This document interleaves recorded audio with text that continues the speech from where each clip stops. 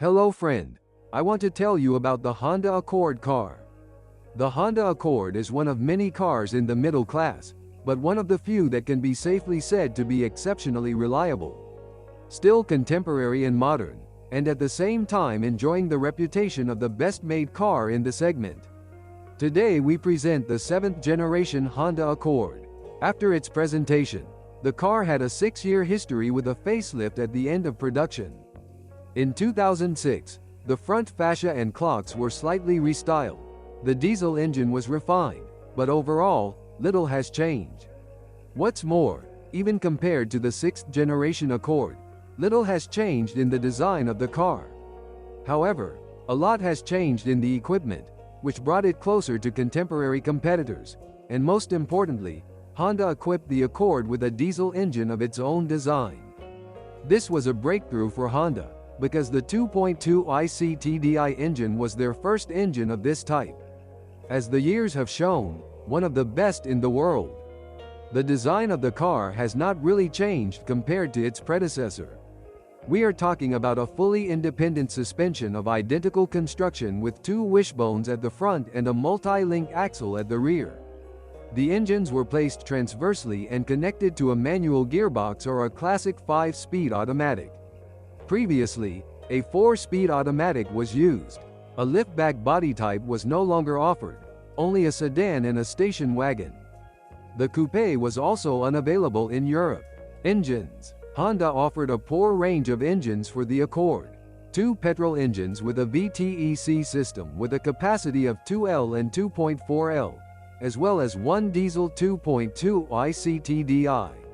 I will devote more attention to the diesel engine, because the petrol units are typical Honda engines, relatively dynamic, economical, very durable and reliable.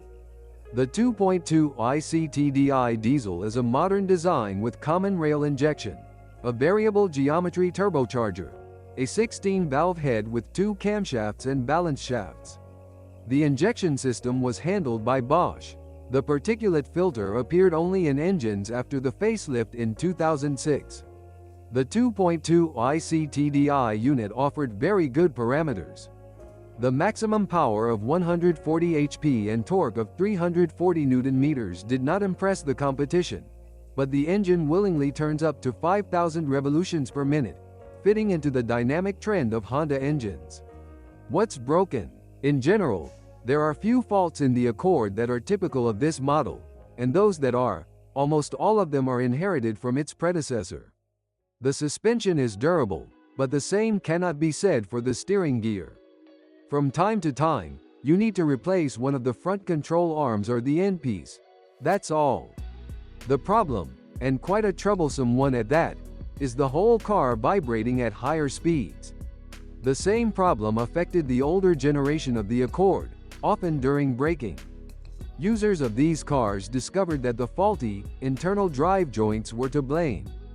This is a rather unusual ailment, which rarely occurs in other models, and at the same time expensive.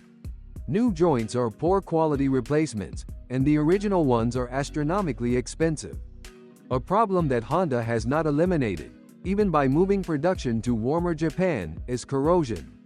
While it appears in the same places as in the predecessor, the fact that much younger examples of the newer Accord are as corroded, or even more so, than the previous generation does not speak well of the bodywork and paint shop.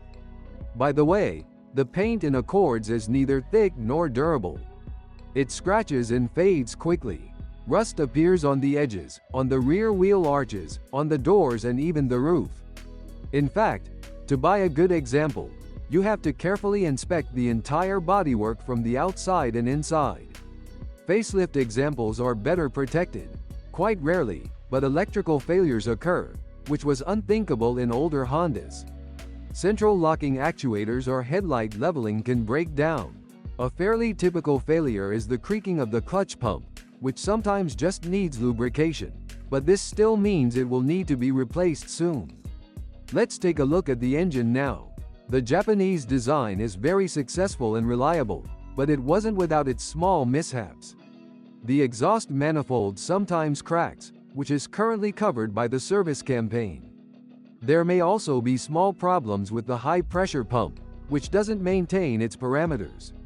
Honda has been eliminating childhood diseases on an ongoing basis, which is why improved engines can be found in facelift models, and these will be the best. The timing drive has a chain that can stretch and work loudly. Replacing it is not problematic, and the chain itself will not break the bank. This happens mainly in cars with high mileage and does not result in serious failures as in some engines from other manufacturers. The particulate filter was only offered in 2006, and not on every market. Cars bought in Europe usually do not have it on board, and not all imported cars have to be equipped with a DPF. It is worth looking for a model without this device. If it is best to go to a Honda service center not only to verify its condition, but also to update the software, because at the beginning of production the engine controller did not fully communicate with the filter. DPF was only installed as standard in the 8th generation Accord. When choosing a gearbox, you should mainly be guided by your own preferences, because both are reliable, although after several years of use, the comparison will be in favor of the automatic. The maintenance costs of the 7th generation Accord with diesel are strongly dependent on mileage. Usually, up to 250 or even 300,000 kilometers, there should be no major problems, but later they can accumulate, and parts for the 2.2 ICTDI are not cheap. Fuel consumption is low, but insurance can be expensive, because the car is very popular with thieves. Although most have already switched to a newer generation, when you leave your car in a big city, you can never be sure that it will be there when you return. Unfortunately, the operating costs also include the potential fight against corrosion. Is it worth it? Like any other Honda, it is also worth buying the Accord, but with a diesel engine?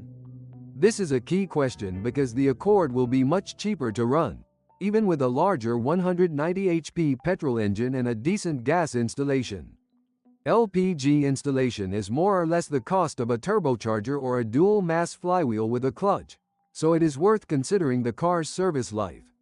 If the 7th generation Accord is to last 2 to 3 years or more, it is better to skip a good diesel and focus on excellent. I have good news for you. Now, if you are planning to buy a used car, or learn more about your car, you no longer need to search for the information you need on the internet. We have collected everything in one place for you, on the website carme.pro. Here you can find out everything about the car, what breaks and at what mileage, any problems with engines, chassis or gearboxes, which trim levels are better not to mess with, and how not to lose money buying a used car. You will learn all this on carme.pro.